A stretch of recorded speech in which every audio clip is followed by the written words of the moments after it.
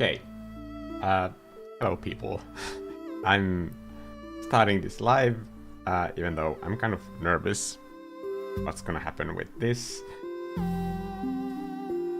Let's just make something. That's the best way to start, usually. So I'm gonna maximize the size of this brush, and then just start scribbling.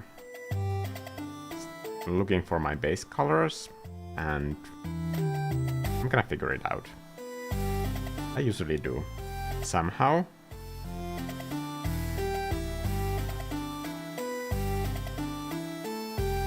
This is probably not the right way to do live streams, because I just made the announcement on Instagram like 3 seconds ago, and I didn't post anything on Blue Sky, which should be the priority now. I should be prioritizing Blue Sky over anything else.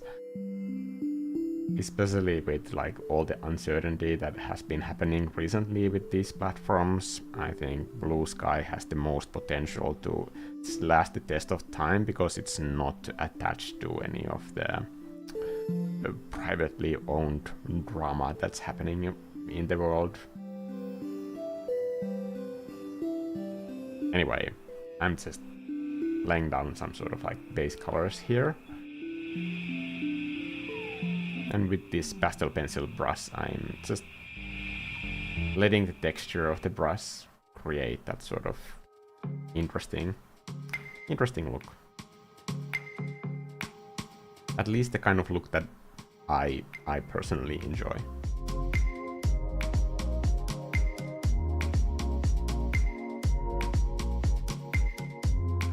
This time I don't have a time limit of any kind, so I'm just gonna feel it out and see what happens. Hello Sammy and Setsuna.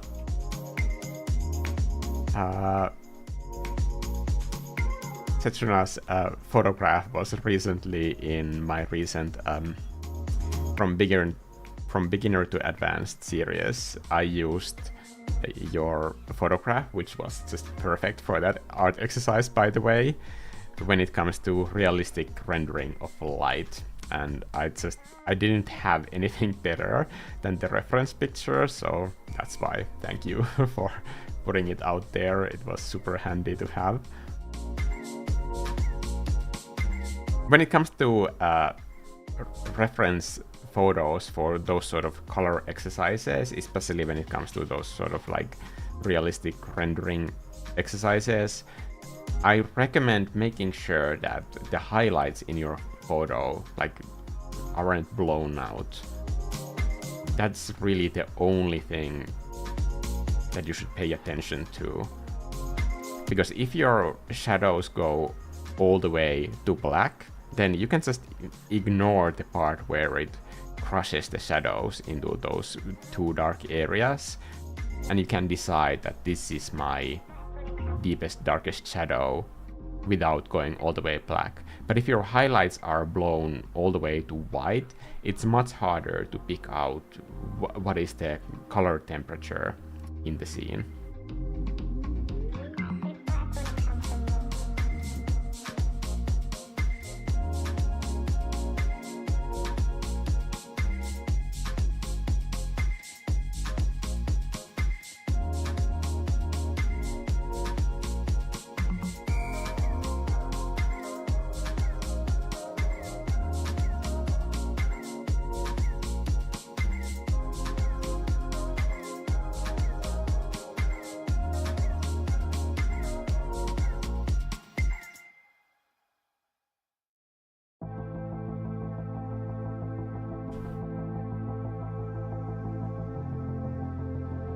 Sorry if there's some noises happening in the background. My boyfriend just went out to get some pizza from a store that is literally 20 meters away from our front door. So of course Vivi is acting like it's the absolute end of the world. How will she survive all these multiple seconds without constant maintenance? for the record, I've been on a long run with Vivi today, so it's not like she doesn't get enough exercise. We went out running with my ice bike shoes.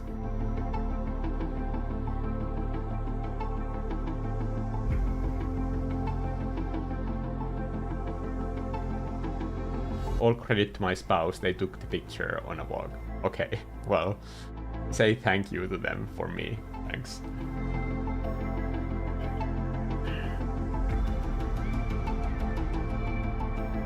Winter in here is, by the way, absolute, just like, there's nothing positive to say about it. I can't even go skiing right now because there's so little snow and it has been raining all week. It's just like, maybe the winter just will not arrive this year at all. I honestly feel like that's a possibility at this point.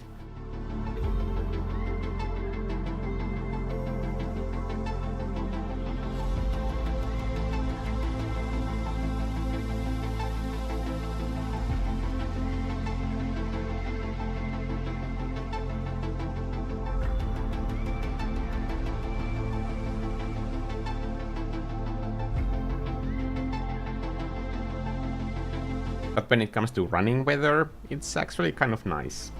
I mean,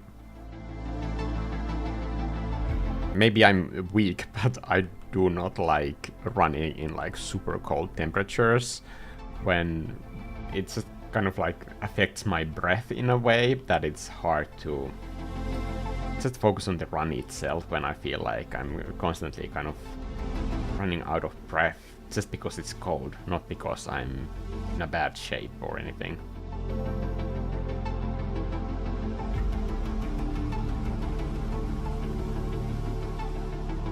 I'm gonna create kind of like a little bit broken shapes in the background.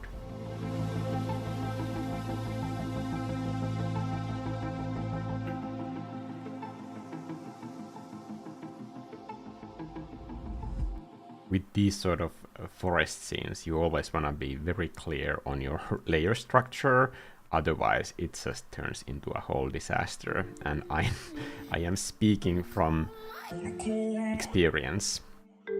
If you see one of my previous live streams where I'm doing the tiger painting, jumping through the bushes, that was just like absolute battle to get to finished state. I mean, it looks pretty okay at the end of the stream, but just cleaning up all of my the technical garbage from the painting, it took so long that it was so hard to like stay excited about the painting anymore.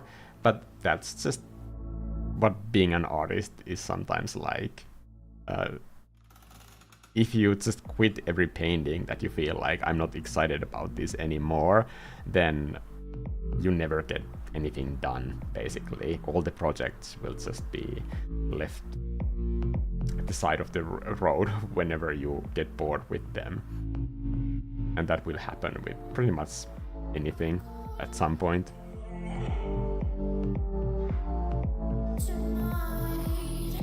But I think it's good when you kind of just like push through that part and get stuff done anyway.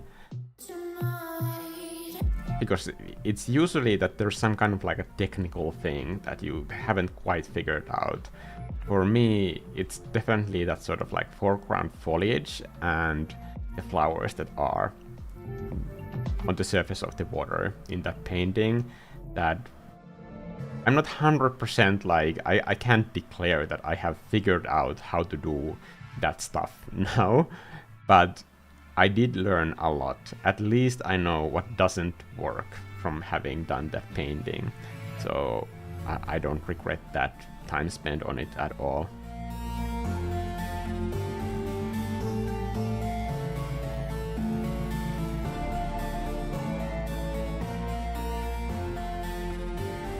Sometimes you just need to fail like all different ways before you get to the what you were intending, basically.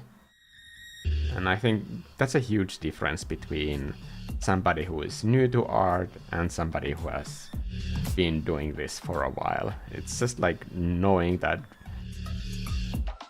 sometimes you need to kind of bang your head against the same wall for some time, and that's just part of the learning process. Figuring out those different methods and how to get there. And I do think the time limits help in that as well.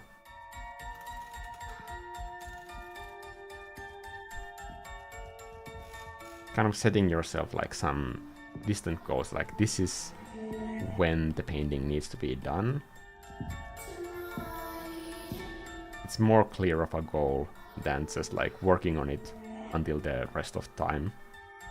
That can easily happen, especially if you're still somebody whose kind of ego is forcing you to go through the whole perfectionism fear.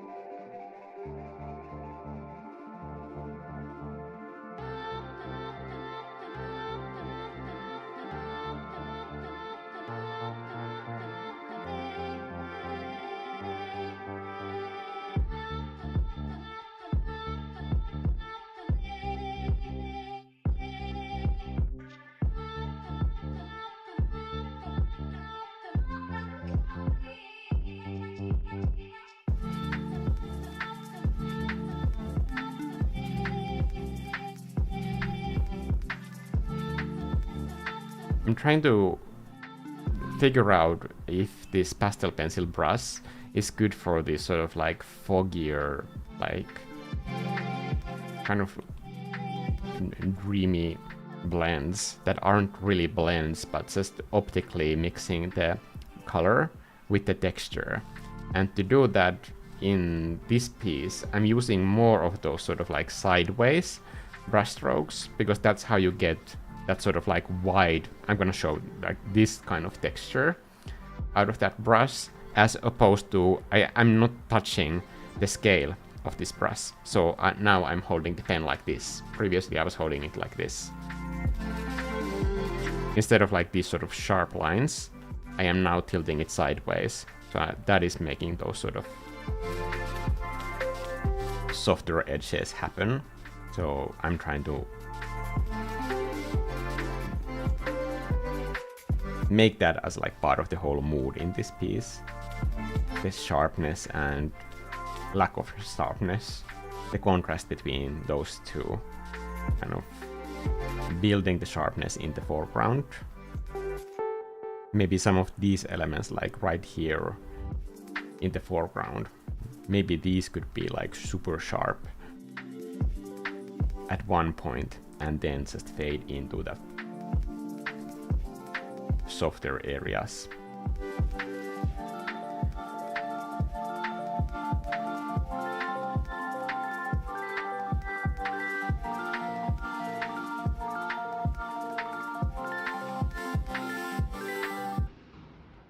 What brush are you using? I am using pastel pencil brush, and pastel pencil brush is available for the channel members until the end of this month, so it's only a few days, and then that folder will be closed. I will be doing different downloads in the future, but pastel pencil brush is gonna go away from downloads at the end of this month, so in a few days. So if you're watching this few weeks from now, then this brush will be gone. Just want to say that because I don't want to keep kind of repeating the same thing to people who want me to bring those like older things back, because they are making way for new things that I will be working on.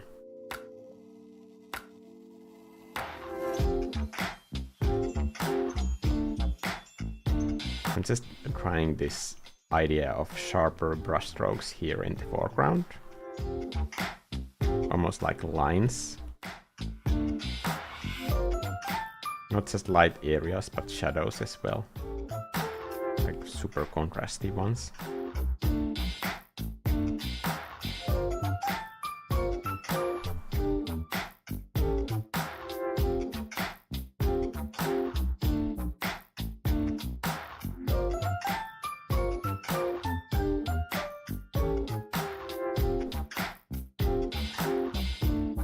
Like some kind of a road.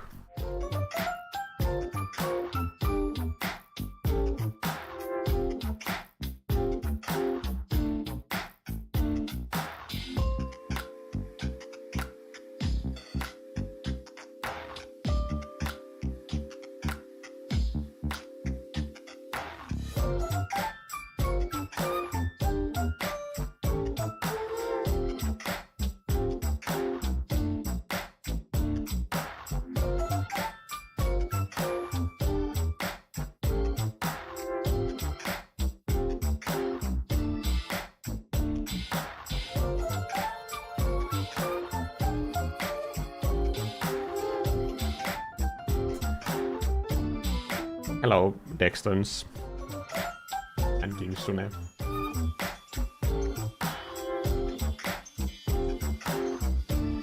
I've had a lot of fun like doing those sort of like quicker paintings in the recent days. Because I was teaching at school, like I really didn't have more time to put into just working on art, so it was nice to have my art be this sort of like mini escape from everything.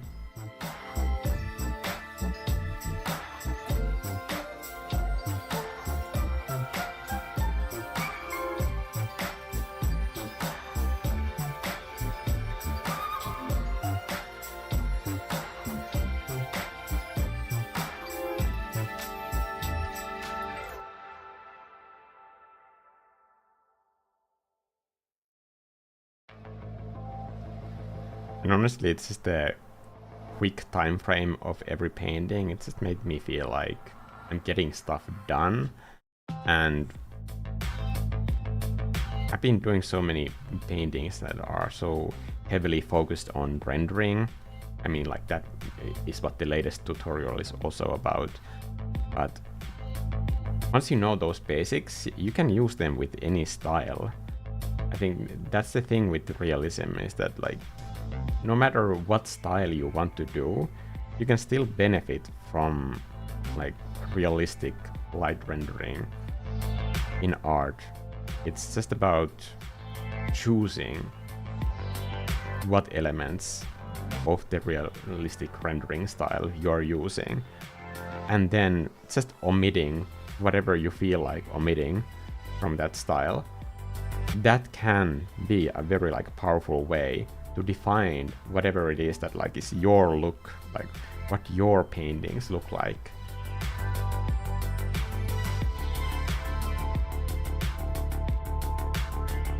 And realistic paintings have few core elements. There's like texture, light, shape language. You can think of all of these like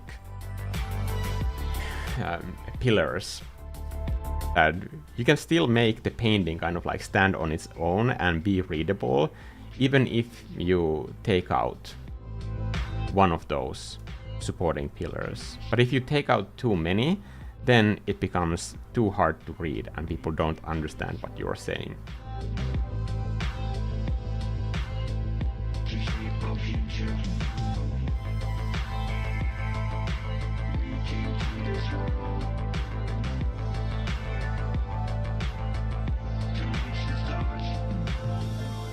I like kind of carving out shapes like this with light.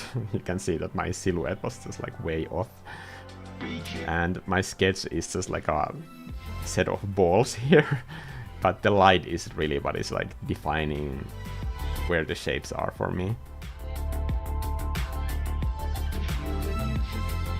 I just see things as volumes this way, much easier than with more defined line art. I mean, the problem with me is that like if I spend more time with line art, then kind of the time that I put into it and the benefit that I get out of it, like they don't match, in my opinion.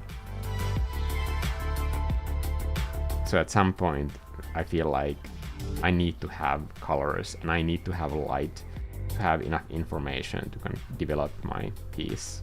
It's a combination of all of these elements. And as you can see, it's not just a drawing, it's not just a painting, it's a combination of pretty much all of those things all at once.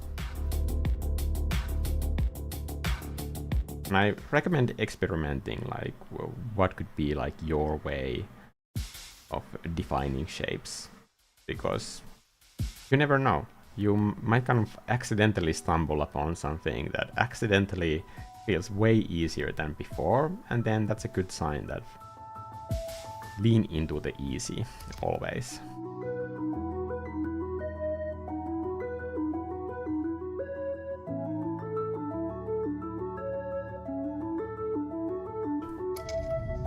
Gibsune is saying, in the past few years I'm finding it hard to express myself artistically. I just do client work and that's it. Then find myself exhausted, unable to draw anything for my sake. Any thoughts or advice? Gibsune, I recommend you try this. Here's a custom advice, like specific to you. Like I don't recommend this to everybody, but like if anybody is in the same situation as Gibsune is, then in that case. But this is what I would recommend to you specifically. If you are doing client work and your work is creative work, then you might find it really hard to do your own creative work, because there is also this expectation of quality. Like whatever you put out on the internet, like you are expressing kind of like your worth and value as a creative professional. That creates a lot of pressure for your creative self to kind of like hit certain quality bar all the time. So instead of doing that, you can kind of like opt out from that type of competition completely. What if you make yourself an alternative creative person just for your free time? You don't even have to tell anybody. Think about it as an opportunity to kind of start completely from scratch. Instead of like posting art on your professional portfolio that you are sharing your work on, think about creating a completely new you that is your free creative hobby artist. Somebody who is allowed to like try and start new things. And if you get 5 likes for a painting, you know that like this is not representative of what you are doing for a living, that you have those skills in other areas of your art. So you don't have to worry about that. And you don't have to worry about people that you are doing client work for seeing that work and judging you based on that. And if that is proving too difficult, then for you as well, I would recommend just experimenting with time limits on like setting yourself like some kind of creative challenges. Like, what if I do this with just 1 color or 2 colors and give myself 2 hours to finish a piece? You don't have to stick to the time limit if it feels like it's limiting later on. But as a starting point, there's no harm in trying.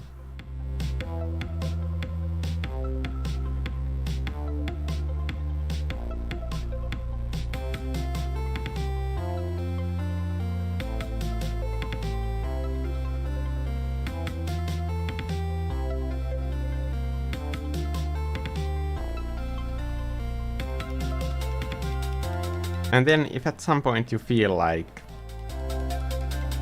I can merge these 2 personas into one thing, you can always bring that artwork into your professional life as well.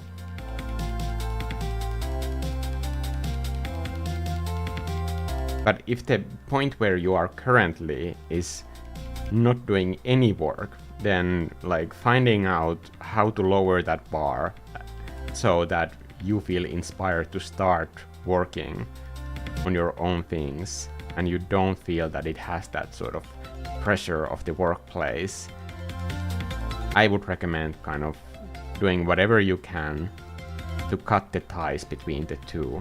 You are not your work self, your creative person.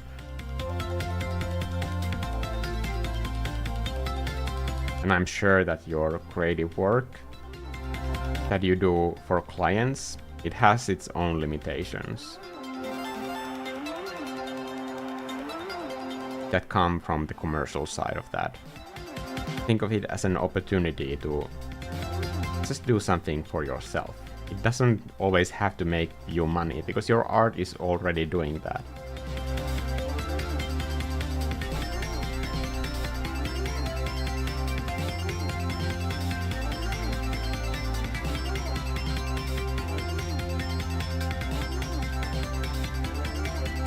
Now, people who have seen my latest from beginner to advanced video in that tutorial series, you can probably tell that like this shares a lot of the similar elements from that assignment. It's just basically a harder way to do it, and I don't have like a reference point to start from. I mean, I do have like pictures of bunnies, multiple pictures of bunnies that I need. But I think like even that stuff I can figure out later.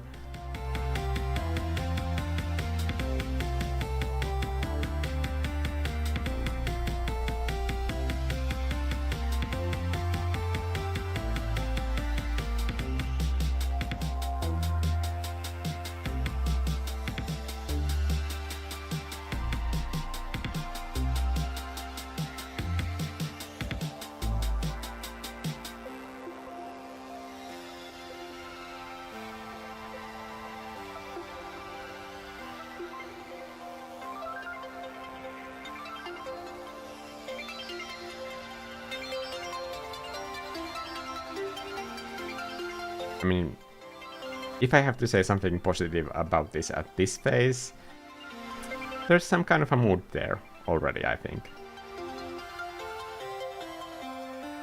That's not a bad place to be in a painting.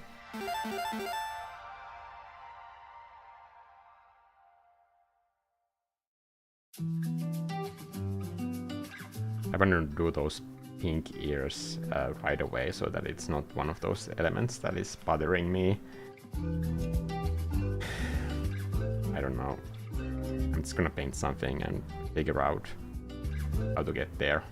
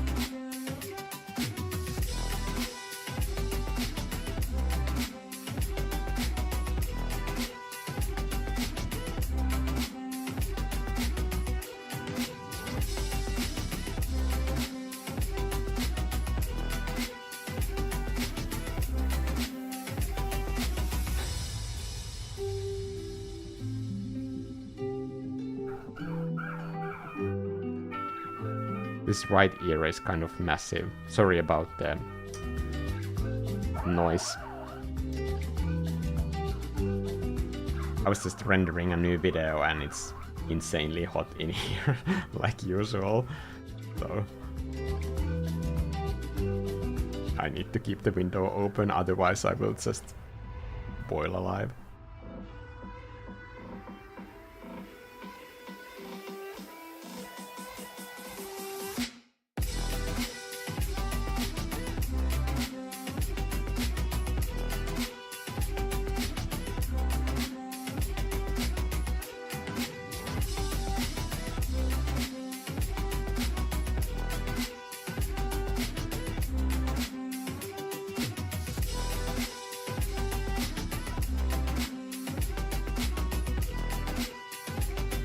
I'm adding a little bit more saturation to this, just to bring out that drama.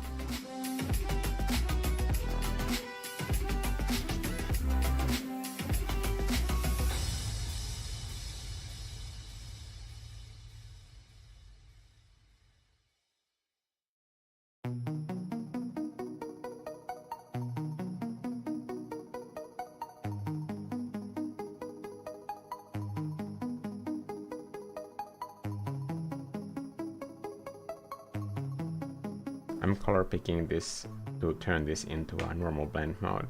So first I'm detaching the clipping mask. Then I'm turning this into normal blend mode. Then adding a clipping mask to this. And now with the color that I picked earlier, I'm dropping it there. And now it's the exact same color that it was in screen blend mode, except that it's now in normal blend mode. And it's much easier to use with those other layers. Because I'm so early on in this process, I don't want to paint myself into a corner. Let's add this little bunny an eye so that we can see its soul.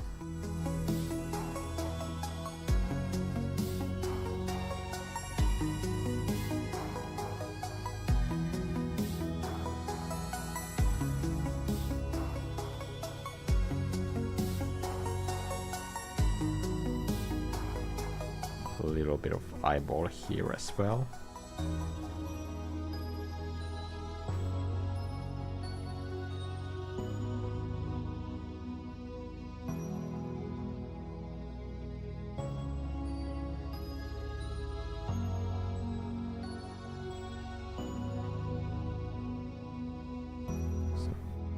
I think that's like the forest shining through, and here I'm gonna have the road leading into the distance as a reflection as well. That's kind of the story that I'm going for here. That the bunny is seeing something that we are not seeing.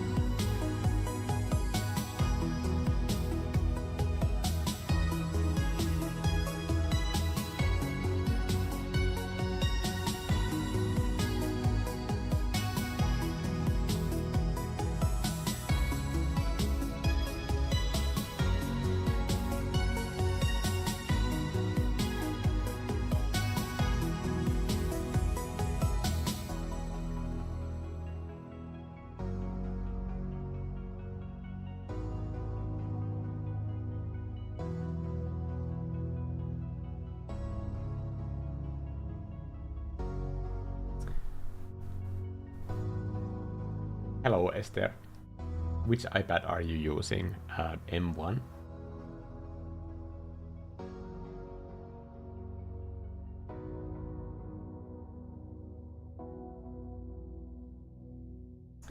This way of thinking, creating like an alternative persona seems refreshing. I appreciate the custom advice. Yara. Yeah, give Sune, like just try it. I mean, like you can just do like few quick doodles on a personal account and see how it feels. I don't think you're really losing that much by trying it, because like you're already not doing the art that you want to be doing. So I think it's kind of easy to allow yourself to try and experiment with that. And if it doesn't work, if it doesn't make you want to do art that way, then don't. You have lost nothing.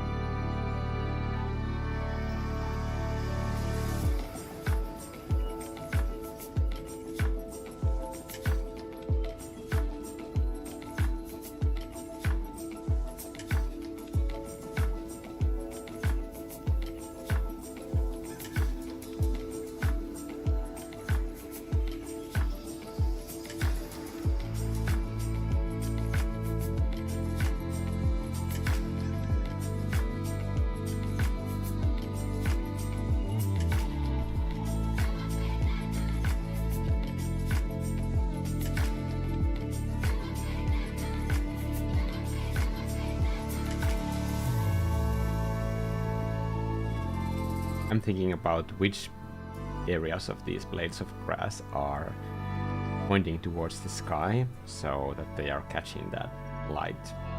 And then I'm gonna try and add a very bright saturated green as well.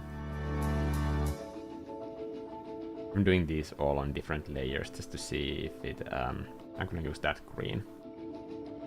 No, maybe this green to start from. And then build towards that like super bright.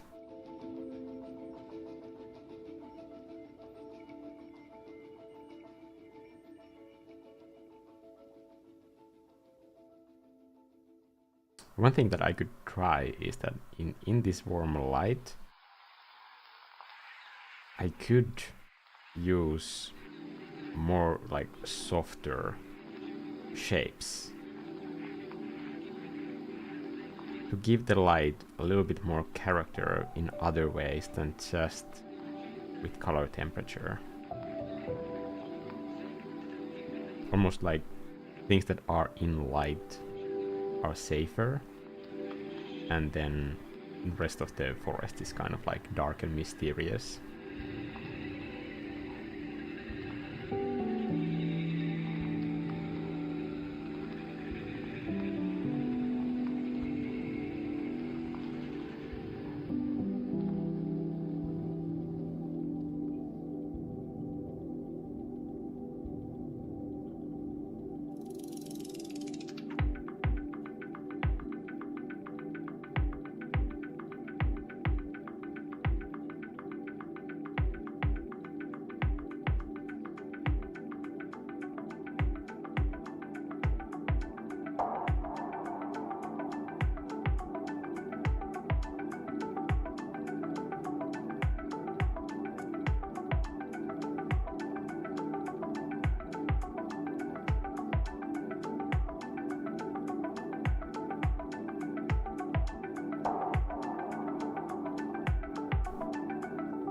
Just focusing on the details here, because people will be looking at the light area anyway.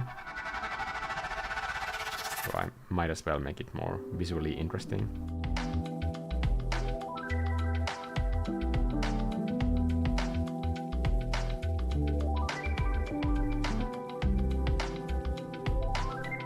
I don't always love painting grass, but somehow I always end up in compositions where there is just like tons and tons of it. So I've gotten a little bit better just by repetition. I think part of the trick with painting grass is just also understanding that if you are starting to paint like individual blades of grass with a certain kind of like eye for detail, then you are losing the feel of that grass, like what grass feels like when you look at it in real life. You are not paying attention to that level of detail ever.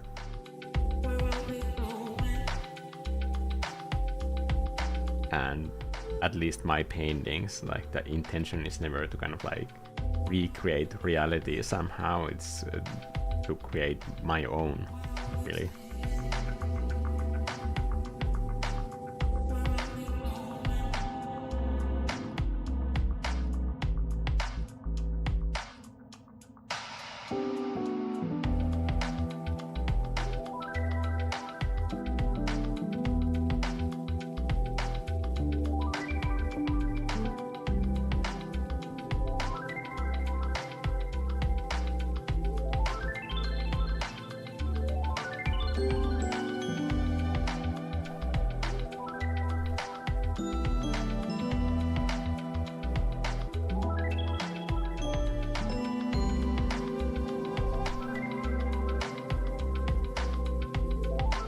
Having grass is important for the bunny. Yeah. Some snacks. By the way, I was yesterday in this vegan art festival thing where vegan food producers were showing all of their new products. And the way that it works is that you pay the entry fee, and then you can eat just like tons and tons of samples from all the different vendors. And I don't know about you, but like this to me is like the perfect type of festival that will get me out of my home and make me attend an event. Like if it's a snack based event, then I will happily go.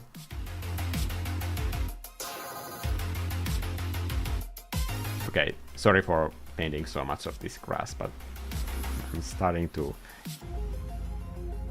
kind of like it. It's not terrible.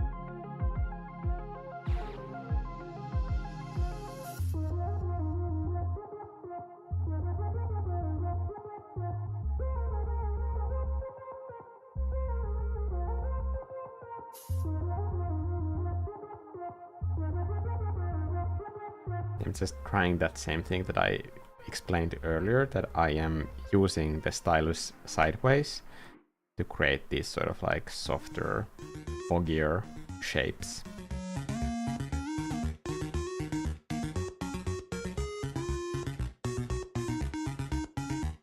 And just letting them get like even more undefined as I am getting closer to the distant areas.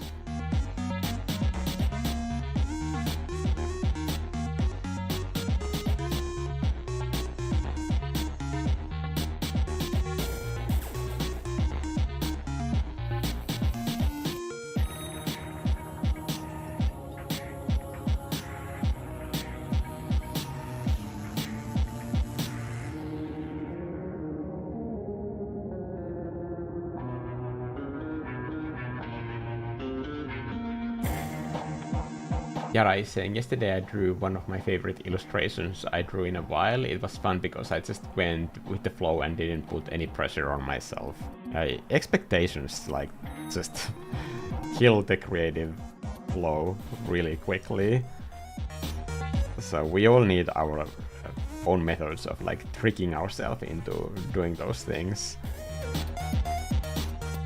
It might sound silly, but like when you work as an artist, you really don't have time for having a mental breakdown every 3 days on like how you can keep creating new things.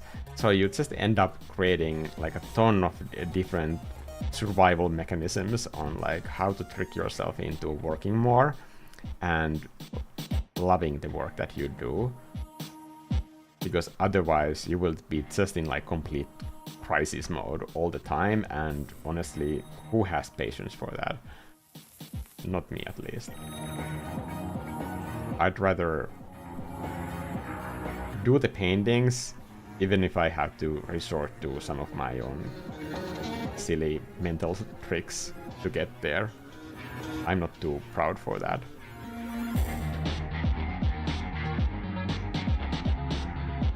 And I do think that like all the paintings that I do end up finishing, like they are worth jumping those hoops through.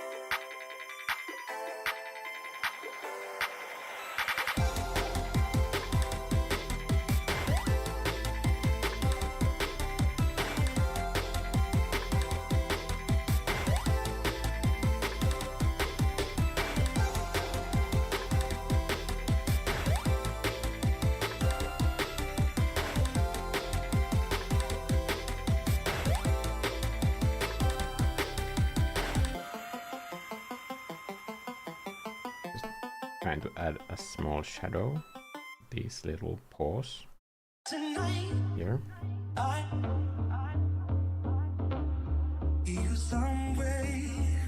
Sometimes instead of like painting an edge, like adding a shadow to me can be also a way for me to define the shape.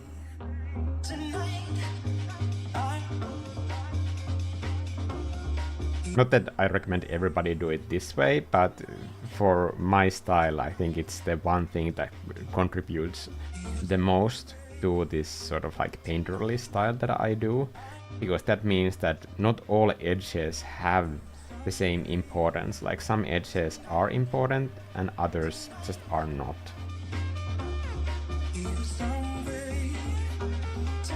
So I really have to think about like every individual shadow. Is it going to add something, or am I just doing it because the line art is there? And because I don't have line art, then it's more based on like what kind of information do I need to deliver in that one area.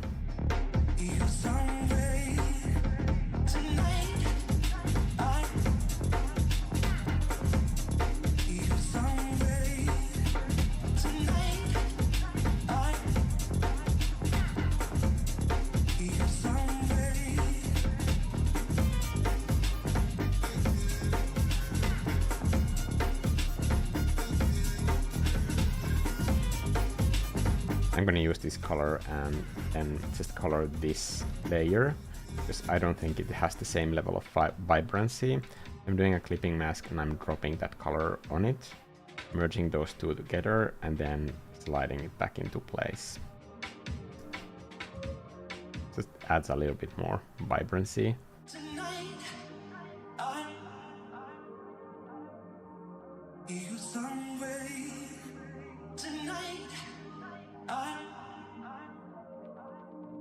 I really don't like the fact that I have kind of baked in this light with this layer.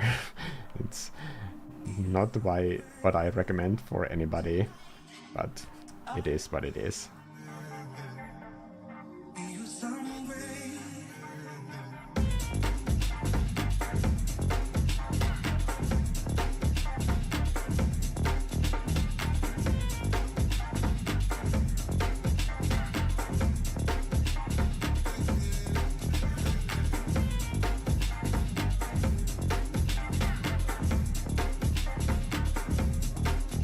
I'm gonna need to cut down the right ear a little bit,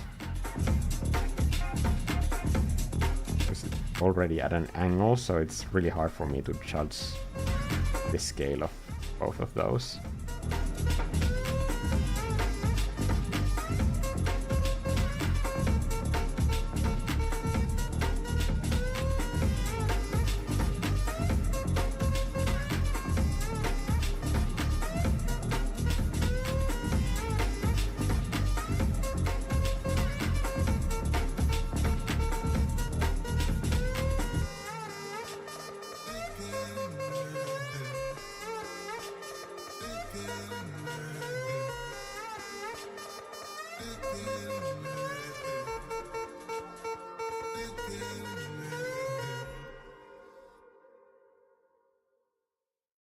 Don't stop breathing.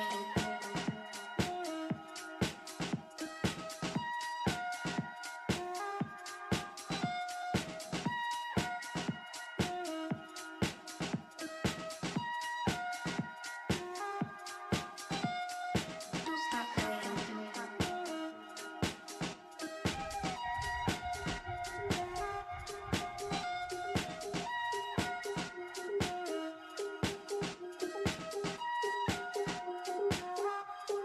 Don't stop.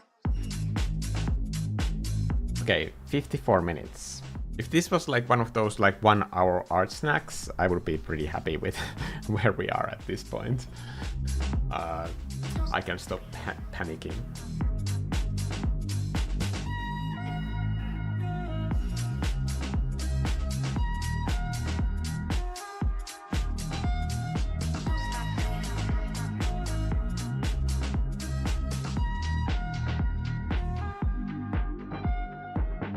I'm so really happy that I can just focus on my paintings and my YouTube videos for a while now. Because the concept art course just ended, and honestly, it was so intense. I mean, I'm sure it was like way more intense for the students than it was for me, but this time I had to cram so much stuff into like not enough days, in my opinion, and I just felt like the planning for every single class, it was like at least twice as difficult as before, because of the amount of stuff that I just wanted every like important exercise to be there. But for the students, I'm sure that that has been like an insane course to go through, because the amount of homework has just been next level.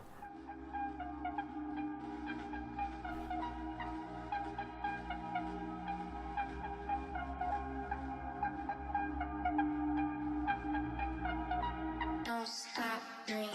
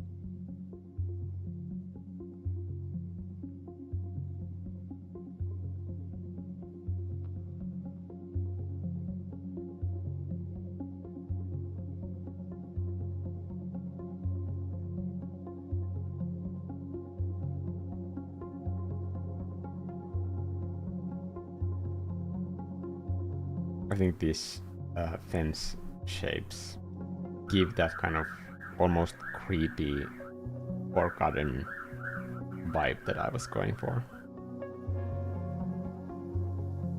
I'm adding a little bit of a bounce light from that patch on the road, but not a lot.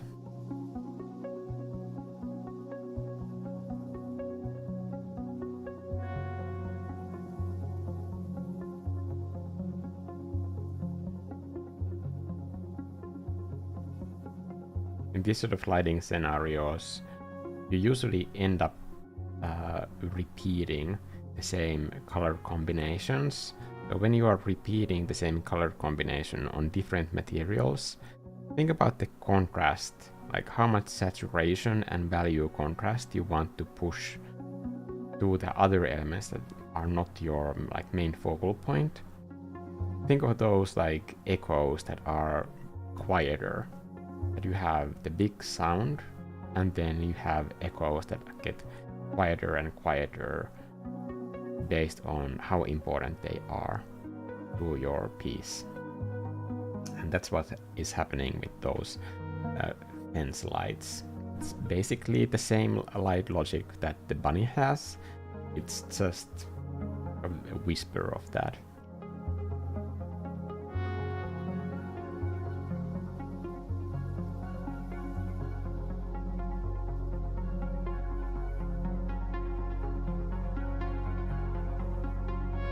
This is way too saturated.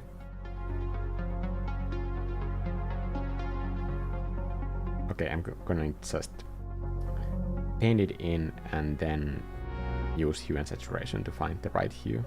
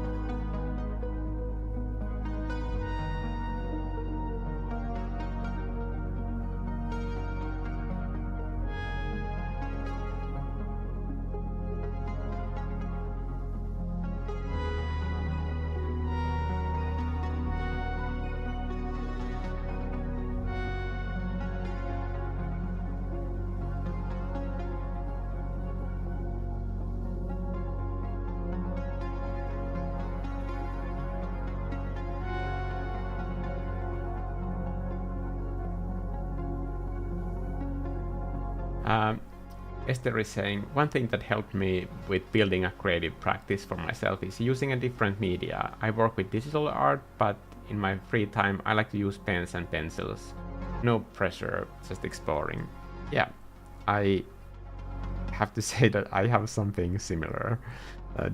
When I'm doing traditional paintings, I would honestly like to do more videos about those as well and post them online, but there is also something I have to say, and maybe this is terrible to admit, but there is something enjoyable in like not filming everything. Like for example, that oil painting that is on my wall here, the one with the red tree. I thought about shooting the process, but I was having so much fun just like painting by myself that I don't know. I am going to film some of the traditional paintings.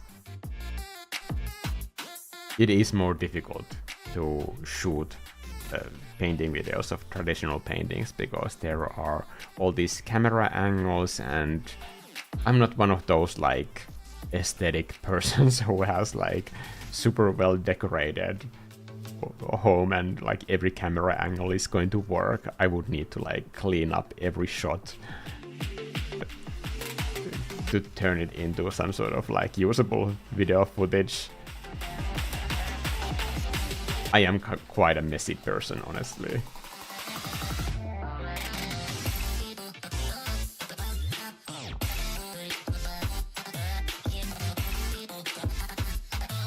But I feel like that's not just me. I think a lot of creative people are kind of messy, so...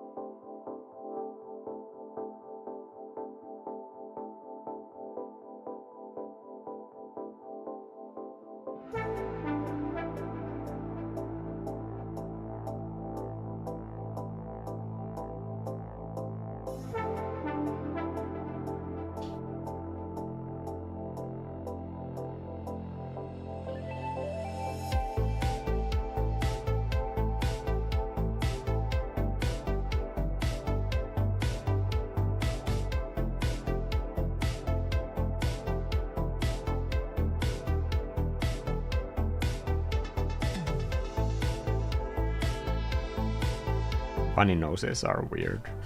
Just looking at my reference pictures and trying to figure this out from two different close-up shots. It's like close enough. It's important to zoom out once in a while and see like, is this type of detail that actually matters, or am I just wasting my time?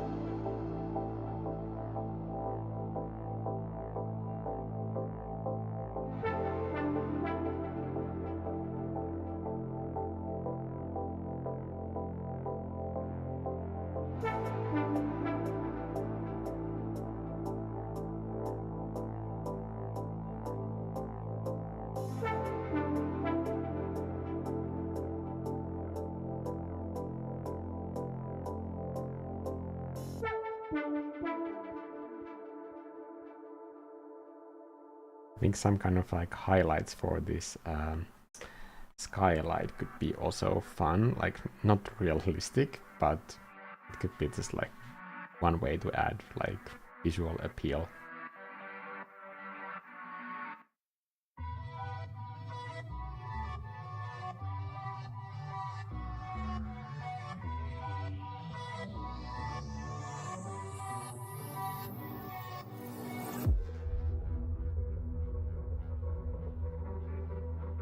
Almost like dots.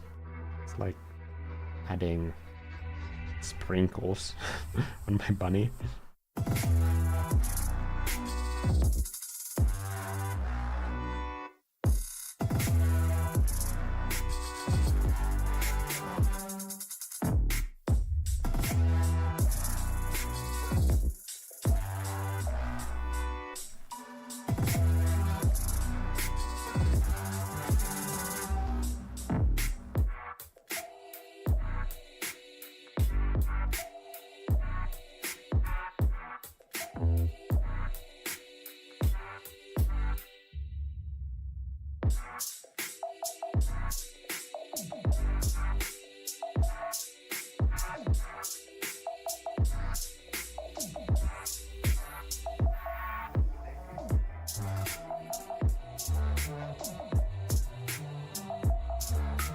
This is not really the color of the bunny, like this kind of like a hot highlight combination color is just giving the temperature of the light a little bit more kick. And this is like one way you can cheat when you run out of values, when you can't make a bright area more brighter, or the brightness of a highlight is preventing you from using saturation there, because once you go into these sort of like super highlight areas, these aren't very saturated colors. But if you pair it with this sort of like super saturated edge, you can almost like fake the temperature of the light in a different way, if you want. And I do. Like I'm basically gonna exaggerate that light that is bouncing off from the ground, kind of like in that ball exercise that I did just yesterday.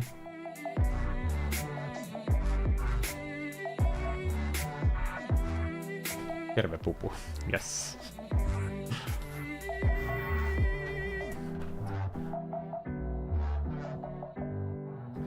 Hey Christine.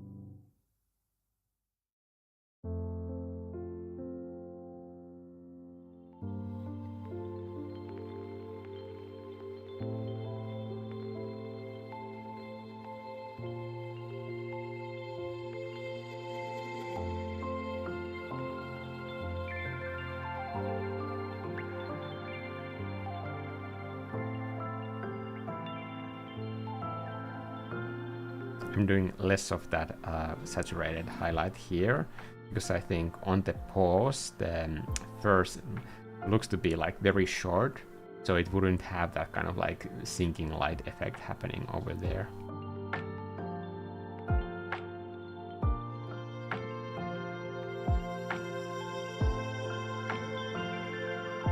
But here on the chunky bits of the leg, fur is much longer, and there I have more of that sinking light effect.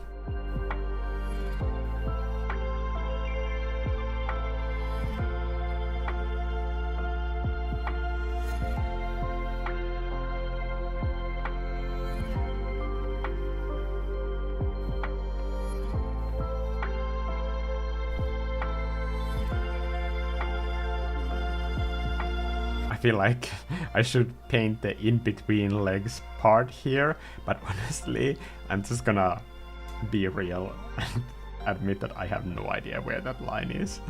I'm just gonna guess something.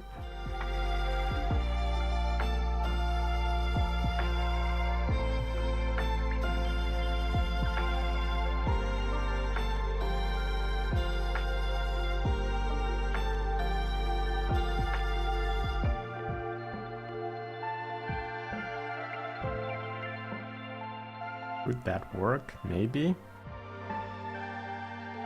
Somewhere in between those two.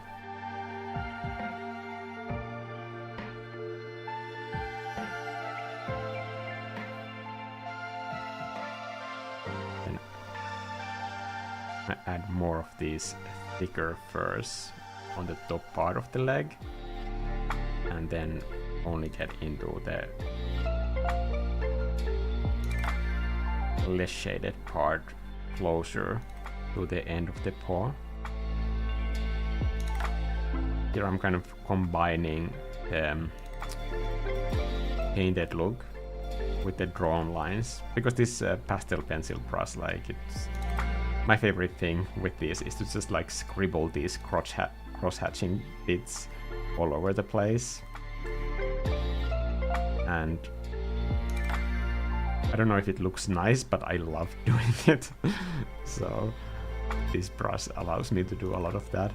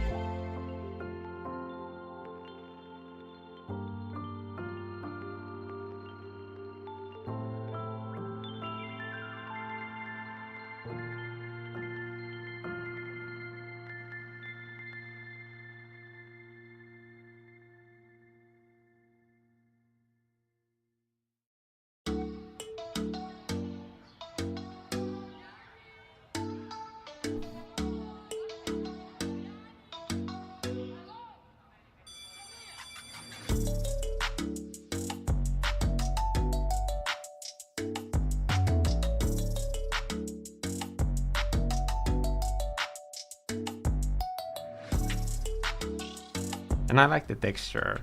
I mean, when you do something that is kind of line based like this, like every area is gonna look unique to the way that you do it. I have to remind everybody, like, please avoid in cross-hatching, like doing these sort of lines. Either like do it so close to each line, like that the density of the line is so close that you don't see the hooks, or if you do less dense lines like this, have patience to actually lift the pencil off the screen so that you don't end up creating these sort of hooks when you're doing shading, because it might feel like you're doing like very fast and loose and easy drawing, but accidentally you're creating a lot of like visual activity that is calling a lot of attention to an area where you think that you are being loose, but unintentionally creating a lot of friction for the eye.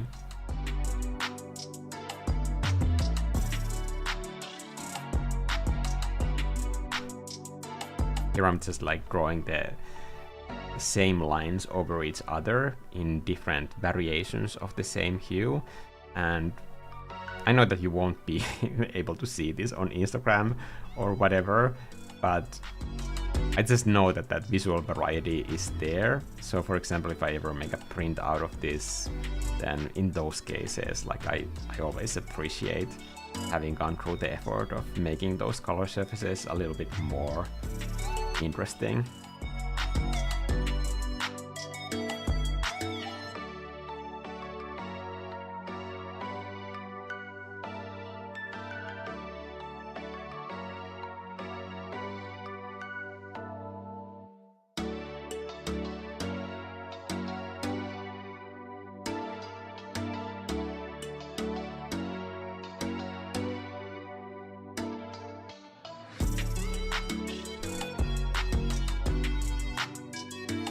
This orange line is a bit too stark, so I'm gonna break it apart. Is it this one? Can't even tell, maybe it's here.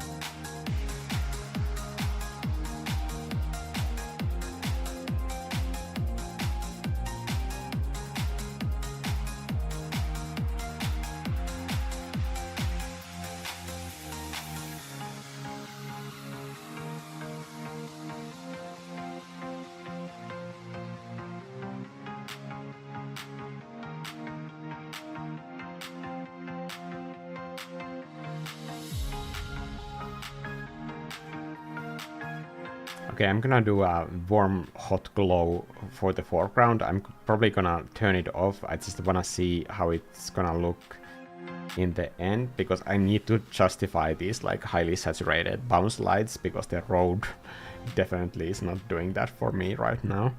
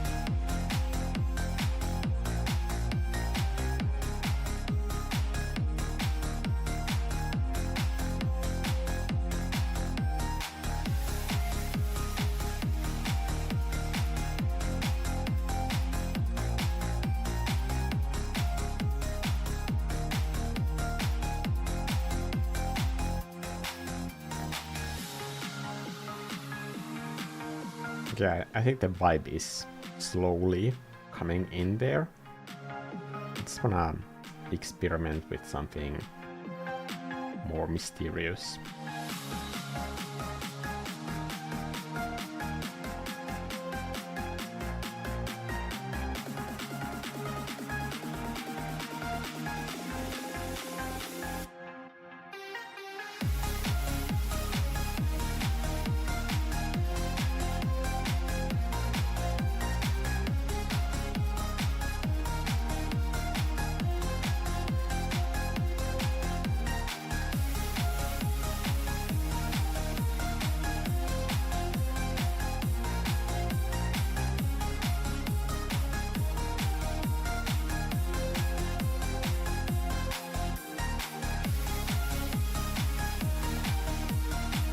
I know this music might be a bit much for somebody, but I kind of love it.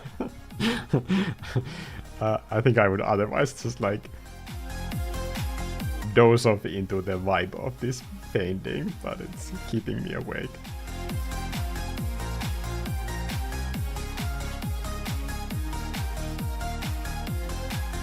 Is anybody excited about the Eurovision Song Contest? Or is it just me being gay? I don't know if everybody knows this, but Eurovision is like the most gay thing that can happen in a year. And I always watch it. I love it. I don't watch all the semi-finals though. I just watch the main event that happens.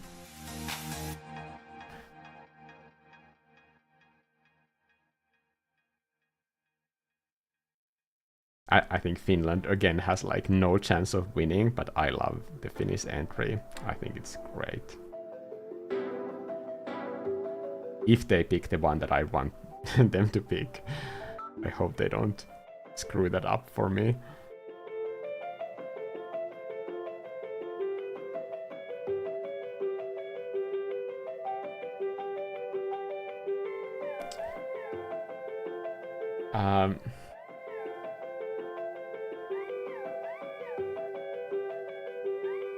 Spring white's incoming, yeah. I mean soon. I mean all of the green grass on our front yard hasn't even gone away. It's a weird winter. Winston Smithen is saying, "Hi Mikko, do you use Photoshop to do your final touches before posting or printing?" I always do the color edits for all of the prints that I submit on Photoshop, just because I have a template where I can just like throw the artwork and do the color adjustments that I know are going to work in print. I sometimes also do the color edit in Photoshop, but honestly not always. For example, all of the art snack pieces I color edited just in Procreate. You can do all the color editing tricks that I use in Photoshop in Procreate. It just takes a little bit more time, and I don't always feel like thinking about the layers. So when I'm doing a color edit, it might be like hundreds of layers before I'm done. So that is obviously not like a super optimized workflow.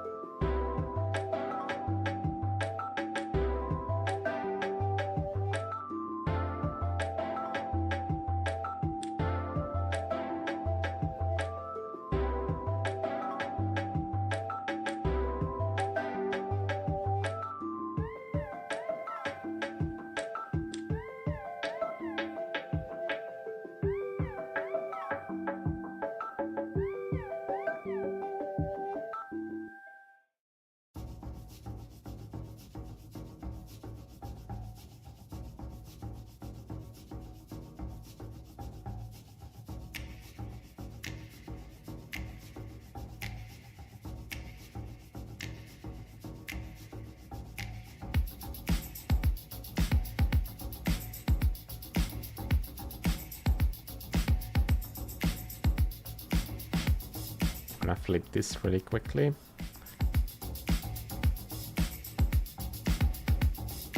That ear is still kind of insane.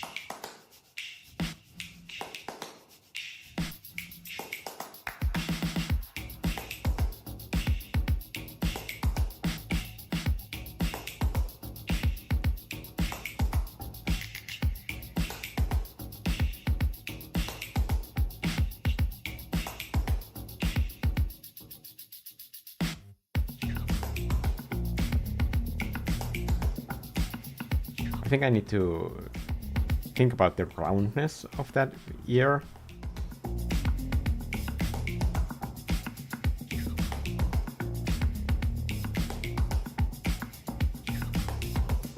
can maybe limit this highlight to the very top part of here.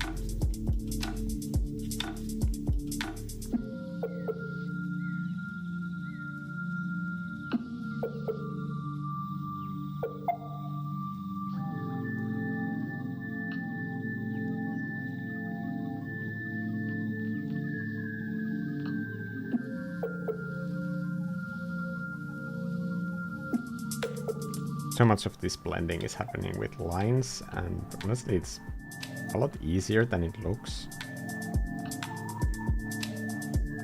You just leave tiny little spaces between each line, and when you zoom out, it looks like a blending. It doesn't need to look like a blending, like up close. When you're this close and you're looking at it, you're just like, oh, what's this cool texture to it? Nice. At least that's what I want people to be thinking.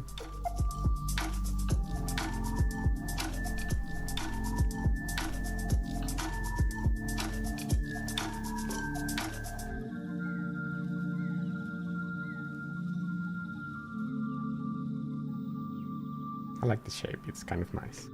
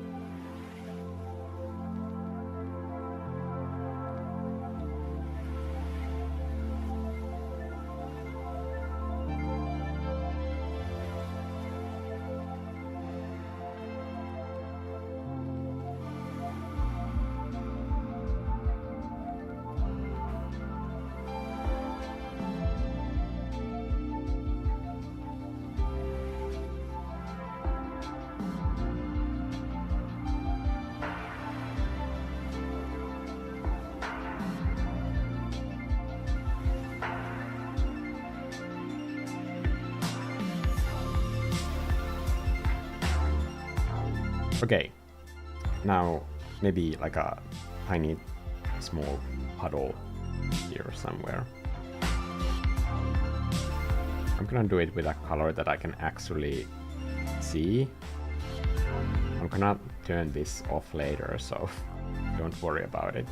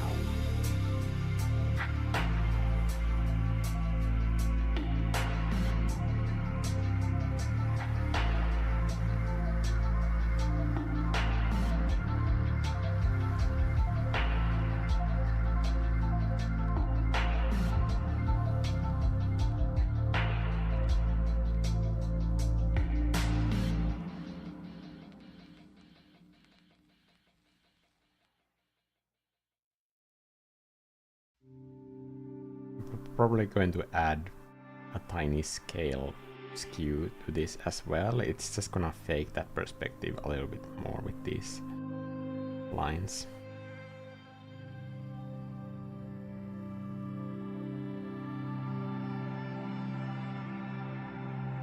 Then I'm erasing parts which are these pebbles of rock that are protruding out. It's going to just give this shape language a consistency that all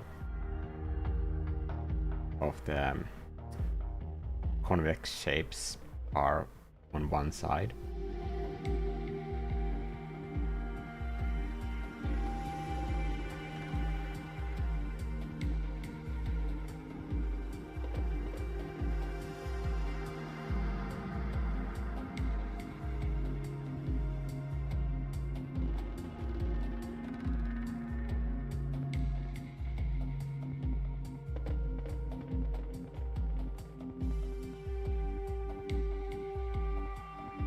And then the transform controls, and in freeform I am just grabbing each edge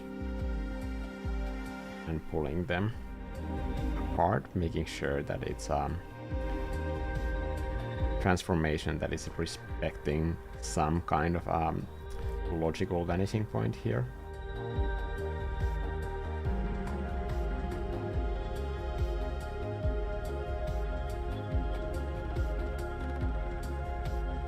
Okay.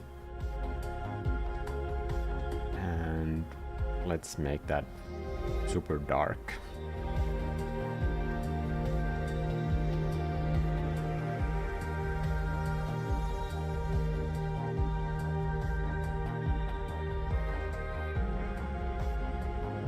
That's the puddle, and now I'm doing copy canvas. Pasting it and setting it as a clipping mask, then flipping it vertically and squeezing that right down here.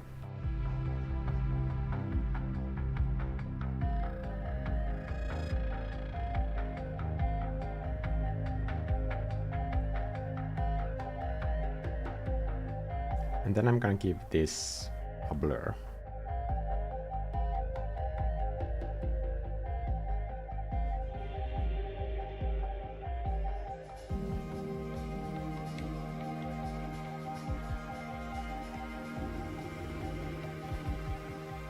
So I'm gonna add some of those highlights from the scenery in there, like these.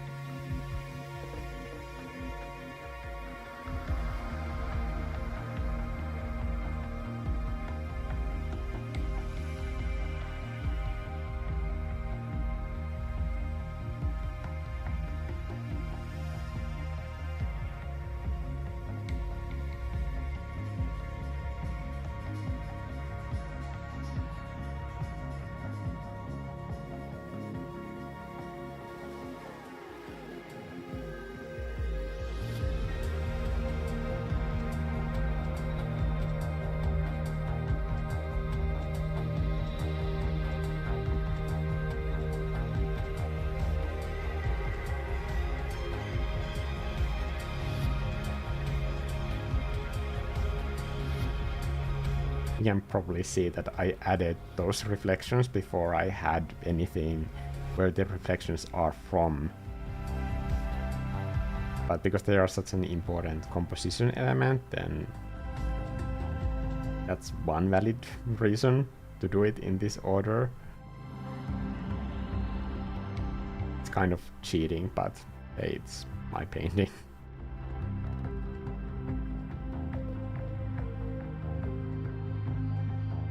So that's the source for that reflection, and this is gonna be here. Actually, I'm gonna put it on a different level so that it doesn't look like I am repeating the same shape on both sides.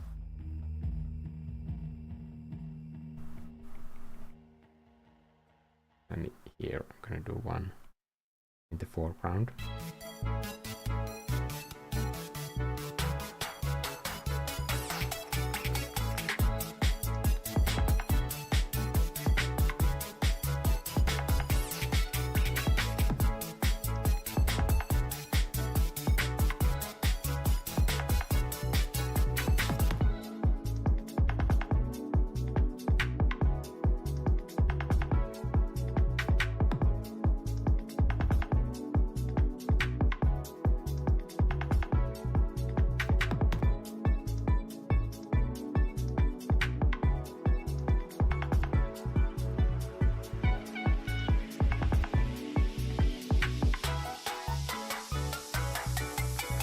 These sort of elements can be an easy way to kind of sell the realism and level of detail in your piece. Just placing them in like important locations where people will be looking at. So you don't have to kind of paint the same details absolutely everywhere. But if they are right in front of the camera, that's where you can sell that like this is the level of detail in the rest of the painting, and then you don't have to actually do those details, you're just selling the illusion. Because here you are also telling the viewer how to view the rest of this piece. It's almost like a guide on like here's how you watch this painting, and then when they see abstract blobs in the distance, they will already have the instructions here from the foreground telling how to view those elements.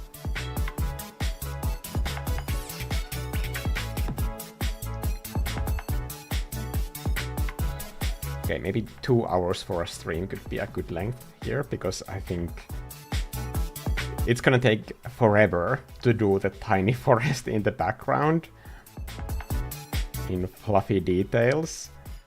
But it's going to be important also for the mood of this piece. So it's also something that I can't skip, but I'm sure that like nobody wants to watch me do forest foliage for 5 hours. No, I'm not gonna spend that long on this.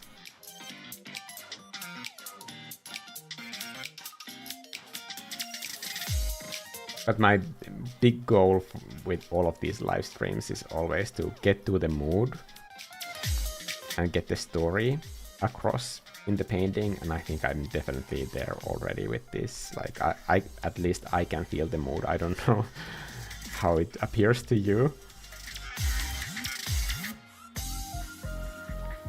Please let me know. Looking for outside validation immediately.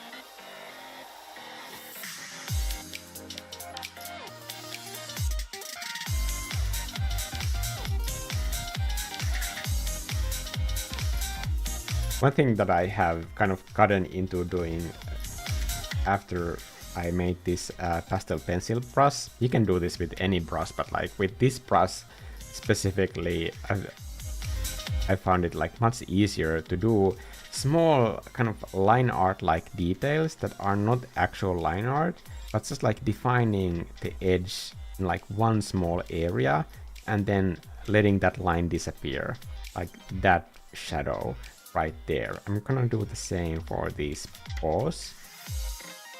Instead of like cutting that entire line through, kind of hinting that there's a line that's gonna continue from this point.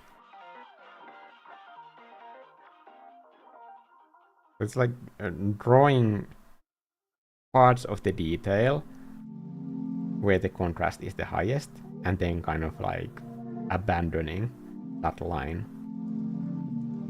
once I have already established that it's going to this direction.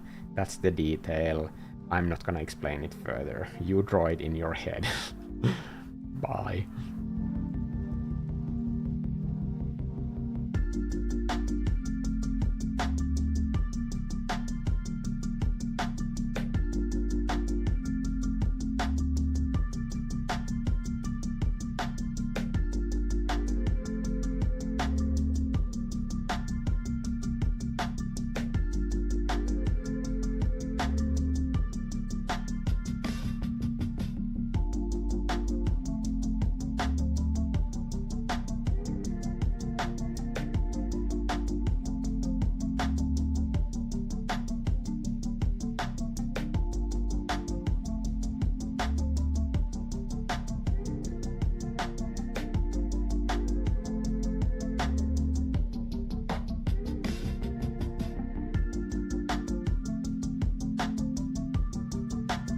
Top left corner definitely could use some work.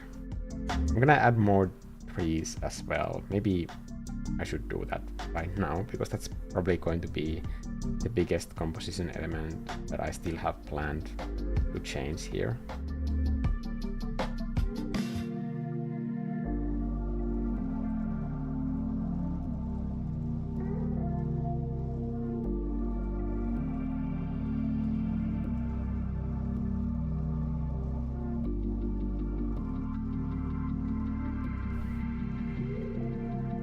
I think it's creating this kind of mysterious illusion with light, because we can see that it's clearly not this sunny.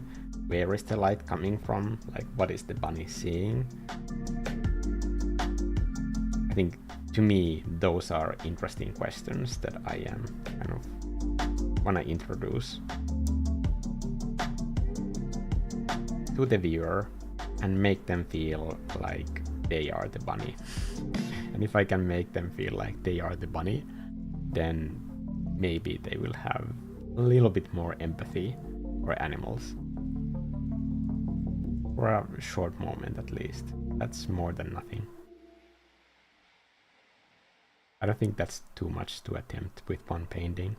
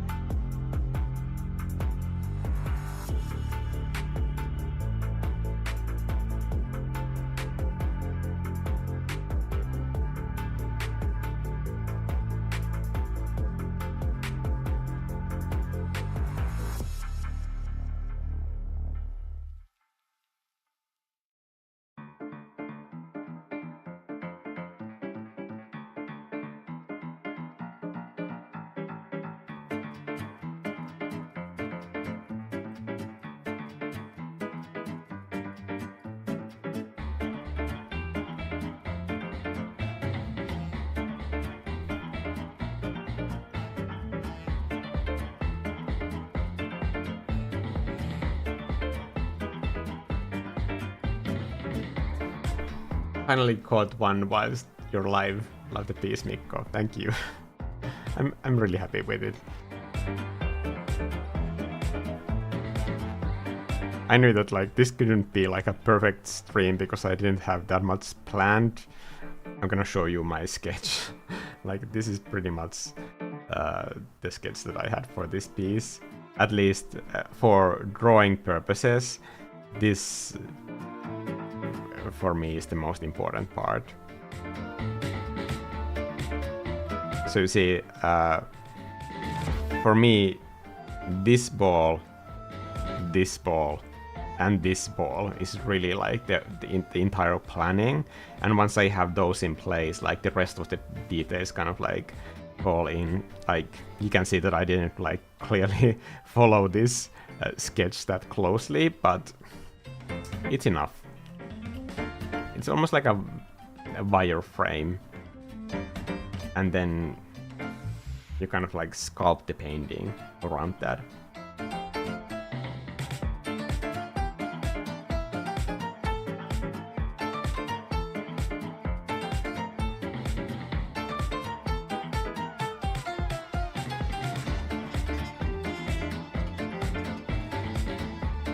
But after doing those art snacks, now I have done 3 art snack live streams. I'm gonna do more. I wanted to have something where I have like a little bit of plan before I go live, just to have one of these like live stream sessions that is more relaxing for me without so much panic.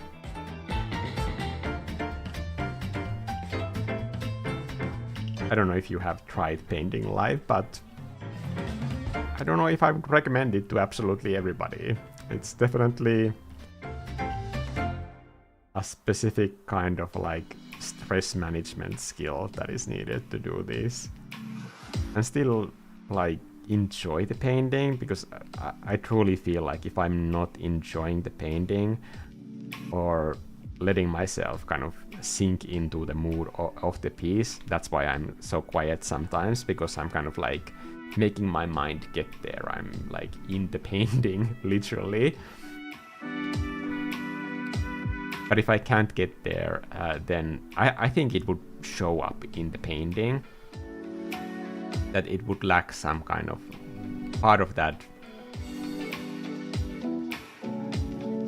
mood. Because like when you're feeling like what it's like to be in the painting, then it's, at least for me, very easy to identify which elements need more work, because they are actively kind of like taking me out from the experience. That like I am in this mysterious forest, I am thinking in my mind what the bunny is seeing, but if something is like snapping me out of that fantasy, then that's the next thing that I will be working on. I'm always working on my least favorite part of the piece, that is fighting against the story. And when the story is working, then that painting is done, really.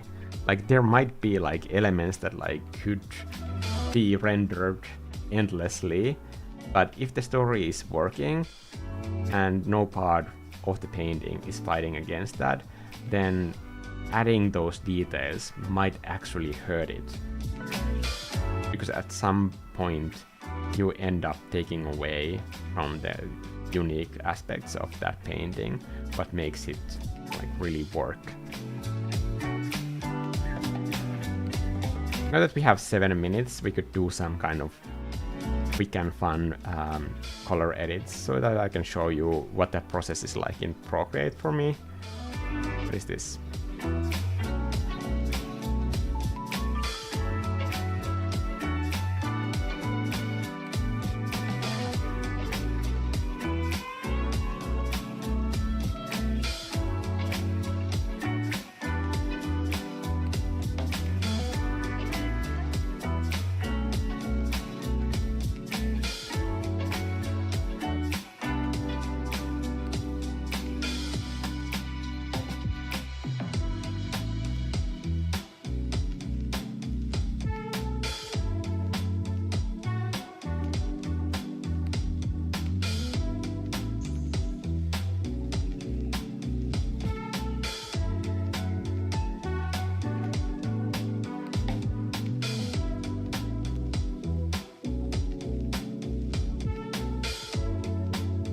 Still using the same brush.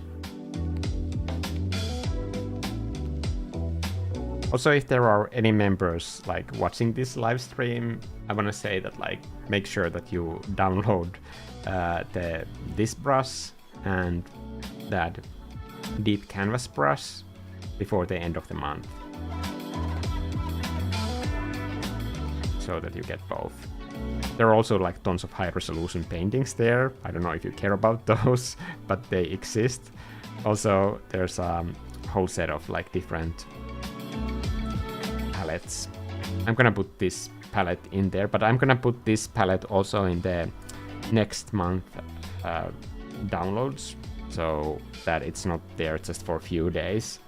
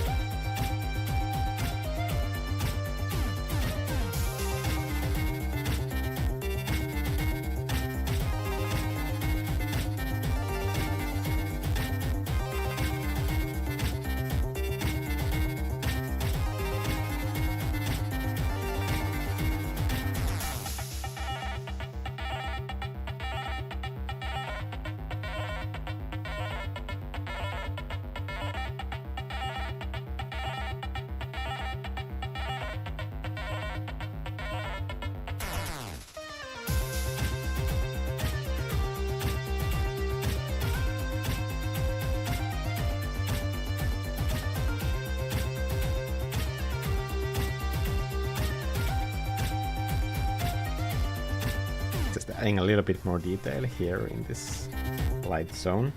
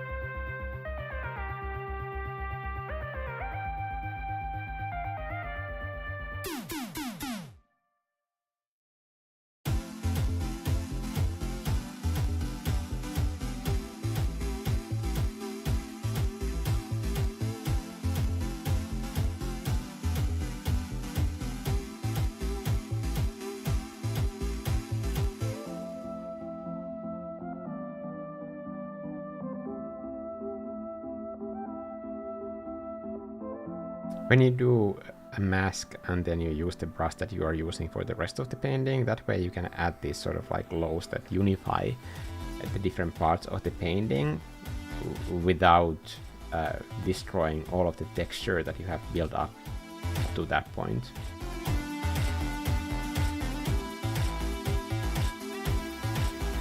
Now this is gray that is just slightly darker than 50% gray. It also has a blue hue, and I'm adding this to the sides And I'm gonna turn this into overlay blend mode, and it's gonna tint everything slightly darker and kind of towards that blue hue in these edge areas.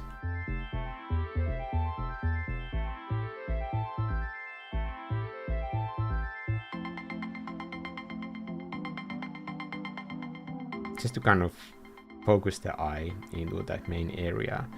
You want to make sure that you don't accidentally crush your shadows into black when you're doing this.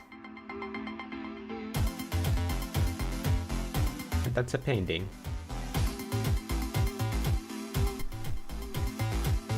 I'm gonna read the chat real quick.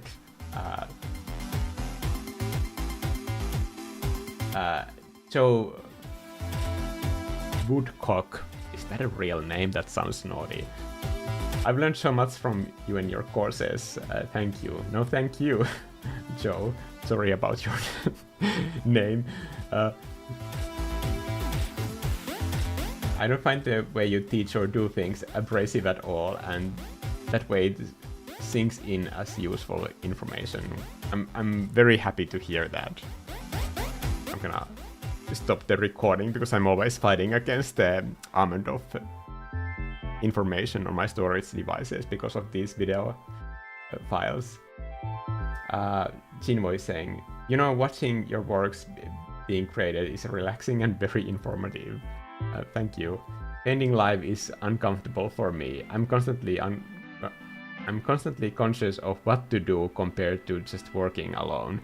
Yeah, I think even still for me, like sometimes when I'm really lost with a painting, I get so nervous.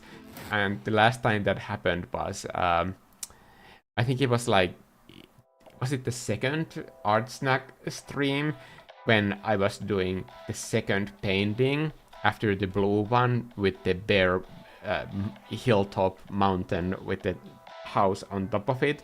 And I remember thinking the entire hour that like this is just like a complete disaster, but when I finished that piece, I think it's like one of my favorite pieces from all of the Art Snack sessions. So but like during that session I was just like, oh my god, people are watching this, like this is like the worst thing that can happen. But I try not to say that out loud because like we all have those thoughts, but it doesn't help. Like, and I don't want to encourage anybody to speak negatively about their own paintings. I think we already have enough of that in the world, and nobody's interested in you complaining about how you feel about your art. When you get excited about your own art, that allows the rest of us to get excited about it with you. So I'd rather focus on that. It's gonna add like this like overall foggy element there and turn this into lighter color layer.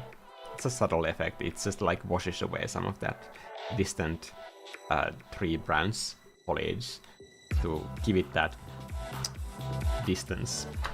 Okay, thank you everybody for joining into this stream, and I'll see you guys in the next video. I hope you got some art done in this session as well. And anyway, I'm happy with the bunny. I used to have a bunny when I was a kid, but like it got eaten by some kind of like a predator animal quite quickly, and it was white as well. I just now remembered that. Maybe that's why I did this. Okay, bye. I hope that that story wasn't traumatizing.